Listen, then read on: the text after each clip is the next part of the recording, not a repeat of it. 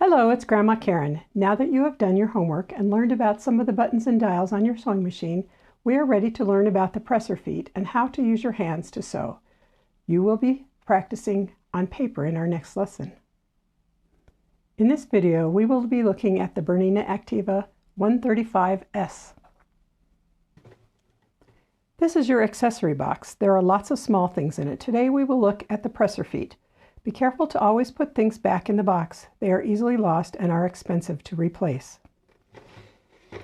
Set the box upright and pull out the legs down here at the bottom so that it will stand.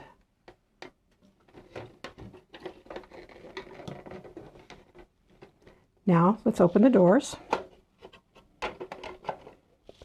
And to take out a presser foot, you pull the presser foot up and you just pull it out. To put it back in, you have it tilted, you hook it on the little hooks there, and you let it go down. And then to take out a bobbin, you just push down on there, and the bobbin will come rolling out. And then to put it in, you just push it back in there, and it clicks in place. Your accessory box attaches to the back of the sewing machine when you're storing it or moving it.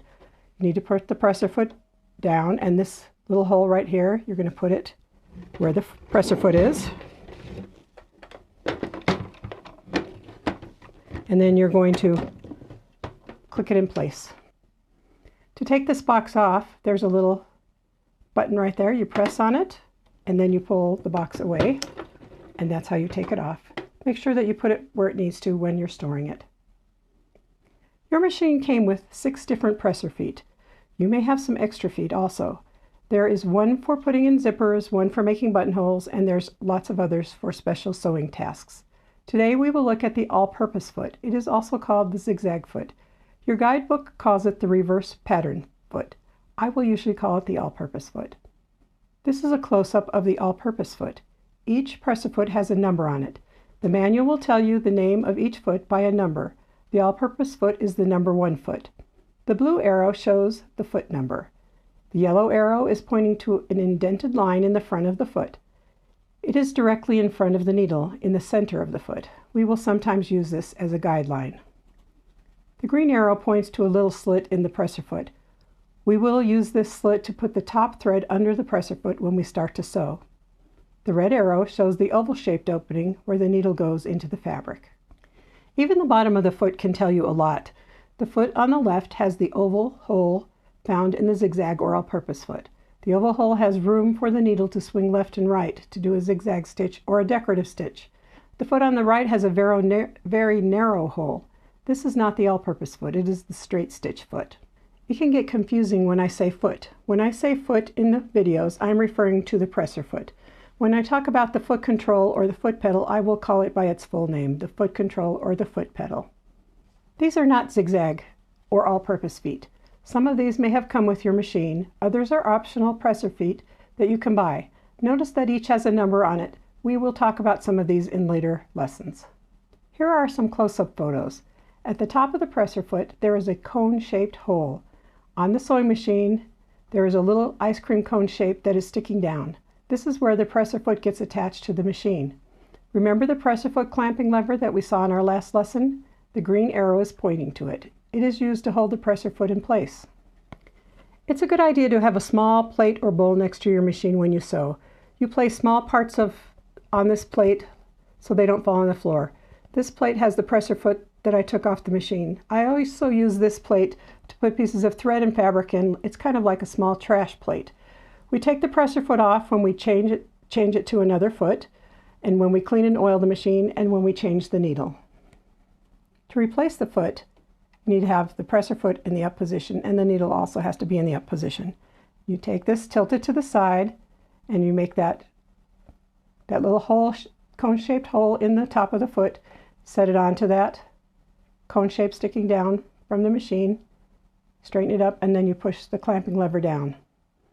Then to remove it, you just pull the clamping lever off, tilt it to the side, and take it off. Now that you understand presser feet, you are almost ready for your next lesson where you actually get to start sewing. But first we need to talk about something you use every time you sew, and that's your hands. Each of your hands has a job to do when you're sewing. It doesn't matter if you are left-handed or right-handed, each has its own job. Your left hand is the steering hand.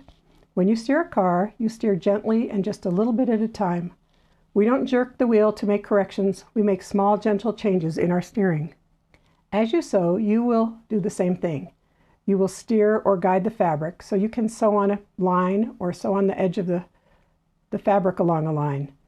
It is important to be accurate. When you steer, you use your left hand to gently move or steer the fabric a little bit to make corrections so that it stays on the seam line. Your right hand is the straightening hand. One thing the right hand does is take out pins. Yes, even if you're left-handed, you're going to take out the pins with your right hand. The right hand or straightening hand prevents the fabric from folding and puckering on the bottom of a seam. It keeps the edges of the fabric matched up. It rearranges the fabric and prevents it from falling off the table. The straightening hand arranges the fabric or paper, in this case. That's what we're going to be doing next time, so it doesn't bump into the right side of the throat of the machine. It helps the fabric so it doesn't get caught where it shouldn't. We will sew on paper in Lesson 4. Understanding what your straightening hand, the right hand, does may seem confusing for now. You don't need to remember all of this. You will gradually learn what your hands do as we sew on the sewing machine. I will remind you as we learn, and your mentor will also remind you. Just remember, left hand steers or guides, and right hand straightens and removes pins. We will talk about this and practice it in coming videos. You have heard me describe a lot of things today, but your homework is not very hard. For your homework, you need to show your teacher, parent, or mentor that you understand and can do the following things. You can pause the video or take a photo of the homework. 1. Find the all-purpose foot. 2. Take the presser foot off the machine. 3. Put the foot back on the machine. 4. Tell your mentor what your left hand does while you're sewing at the sewing machine. 5. Tell your mentor what your right hand does while you're sewing at the sewing machine. I'm excited because in our next lesson, we will get to practice all you've learned so far. You're going to sew on paper with no thread. We will also talk about sewing fast and sewing slow, and you will practice using your steering hand and your straightening hand. See you next time. And here's a note for the mentor. For the next lesson, you will need to set up the sewing machine on the table with the chair that you and your student found to be the best place. Have the sewing machine unthreaded. No thread in the bobbin, no thread on the top. Print out the 3 practice sheets or look at them and draw your own. They are listed under the link for video 4.